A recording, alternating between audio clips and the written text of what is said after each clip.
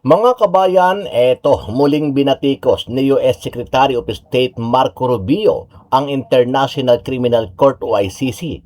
Ito ay matapos niyang tawaging lunatics at crazies ang ilang nasa likod ng tribunal. Sa panayam sa sidelines ng ASEAN Foreign Ministers Meeting sa Pasay City, sinabi ni Rubio na we have lunatics and crazies involved in the ICC. May mga baliw at may mga sira-ulo na involved sa ICC. Iginit din niya na hindi kailanman papayag ang Estados Unidos na mapasailalim sa jurisdiksyon ng ICC ang mga opisyal o sundalong Amerikano. Kung gusto ng ibang bansa na lumagda at maging bahagi ng organisasyong iyan, nasa kanila iyon, pero hindi kami sasali at hindi namin hahayaang ipataw ng ICC ang jurisdiksyon nito sa mga Amerikano. Nauna nang inulunsad ng administrasyon ni US President Donald Trump ang isang government-wide campaign laban sa ICC, kabilang ang paghikayat sa ibang mga bansa na kumalas sa tribunal at pagbibigay ng mas mahigpit na pressure laban sa korte na itinuturing ng Washington na banta sa soberenya ng Amerika. So we have to fight. Kahit gaano sila kalaki, makapangyarihan, nasa kanila lahat ng pera, tinatakot nila ang lahat, kinukulong nila ang lahat, hindi tayo titigil hanggat sa hindi tayo mauubos. Huwag lang kayo talagang tumigil. Keep on pushing. We are getting there and we are winning. Gusto kong malaman nyo na I am only here as your instrument. I am not here for personal ambition. I am here to make this country work. Masyado nang mataas yung masyado nang maraming nangyari. The core objective of one of the core objectives of PDP Laban is what? It is federalism. We have to remember this because we believe that in a federal system of government, we will be able to govern ourselves kung paano natin talaga gusto yung direksyon ng ating bansa. Look now, in a unitary system of government, anong nangyayari sa atin? We are paying our taxes. Saan napupunta ang mga buwis natin?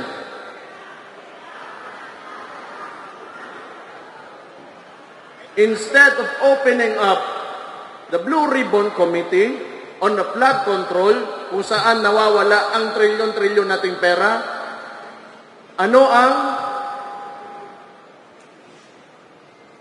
priority ng administration ngayon? Yung impeachment ng Vice President. Because we all know, pag hindi nila matatanggal ang Vice President ngayon, hindi sila makalagay ng presidente nila on the 2028 elections because he is a great threat sa presidency this 2028. Magandang araw mga kaibigan. Pag-usapan natin ngayon, bigyan ng reaksyon itong magandang development sa ICC na kung saan maligaya po ang ating Tatay Digong. Nakabalos o nakaganti siya sa prosecutor na ng usig sa kanya. Okay, ito. May stock tayo ngayon sa dark chocolate or tablia. Pwede kayong mag-order dito sa number na ito, 091690000997. Limited po ang stock, kaya first come, first serve basis. Hindi po ako nagninegosyo nito everyday lang ako uminom, kaya ina-advertise ko para matulungan ko yung mga cacao farmers ng Bukidnon para maibenta ang kanilang products. Meron din tayong ongoing na fund drive para tulungan ang mga Brave 18 Marines para sa kanilang pang-araw-araw na gastusin sa pagharap sa mga kasong na isampa sa kanila. So dito kayo magpadala 0966-265-8480. Yan. Ang pangalan ng GCash na ito is Ivan Henry Sibog. Ang E is Echo, Victor Alpha November. Last month, nakapadala tayo ng 250,000 pesos. So, by the end of this month, magpapadala ulit tayo, depende sa inyong suporta. Ito, magandang balita. Yung prosecutor na nang usig o kaya nagsampa ng kaso kay Tatay Digong, Miricy Gaban, na-dismiss na. Ito, DW News. International Criminal Court members voted on Friday, kahapon, to dismiss Karim Khan as chief prosecutor following allegations of sexual misconduct. The Associated Press and Reuters news agencies reported. A British barrister, Khan was accused of sexual misconduct with a female aide, allegations which he repeatedly denied. He had been temporarily removed from his duties at the ICC in June, following a report by the Executive Committee of the court's oversight body that found he had committed serious misconduct.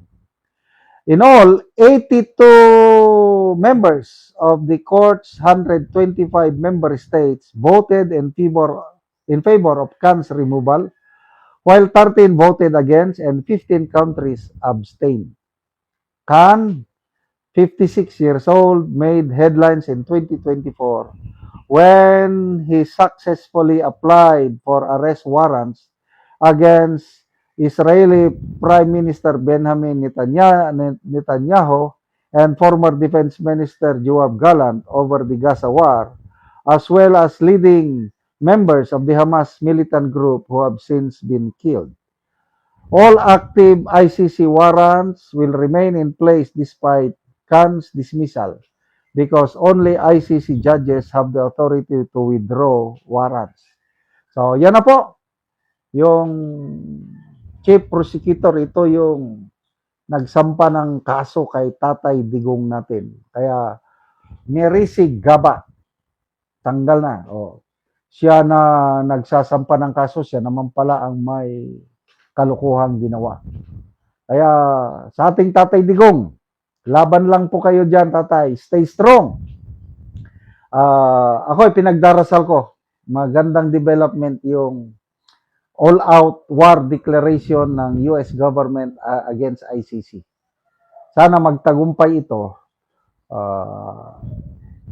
Mayroon ng isang bansa na nag-respond sa panawagan ng US na mag-withdraw ang mga iba't ibang bansa pagsuporta sa ICC. Yung Venezuela. Tama ba? Yeah, Venezuela. Irrevocable withdrawal ang kanila. Sana madagdagan pa. Kasi over the years, sabi na rin, 5 years from now. Kasi ang pronouncement ng US is brick by brick.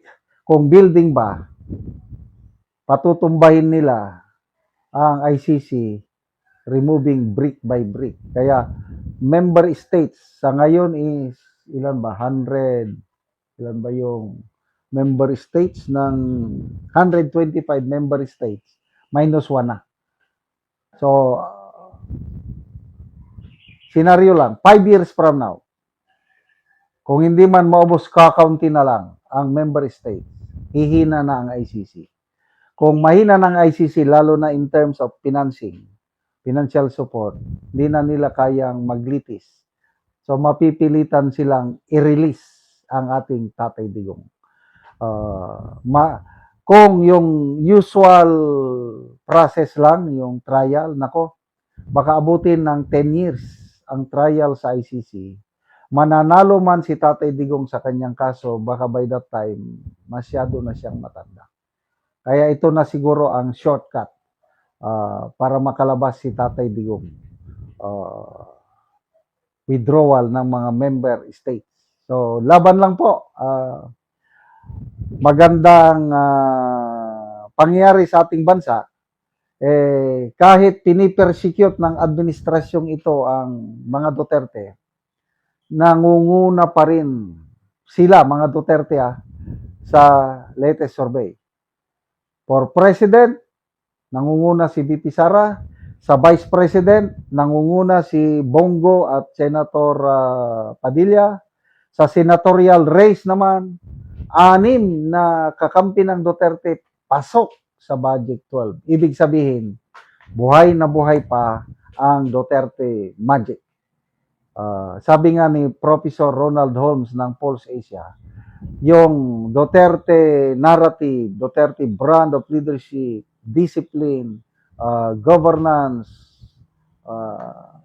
yung kamay na bakal, yan, buhay na buhay pa sa diwa ng mamamayang Pilipino. Kaya ngayon, namamayagpag ang mga aliado ni Tatay Digong sa mga surveys. Salamat mga kaibigan sa inyong pagsubaybay sa channel nito.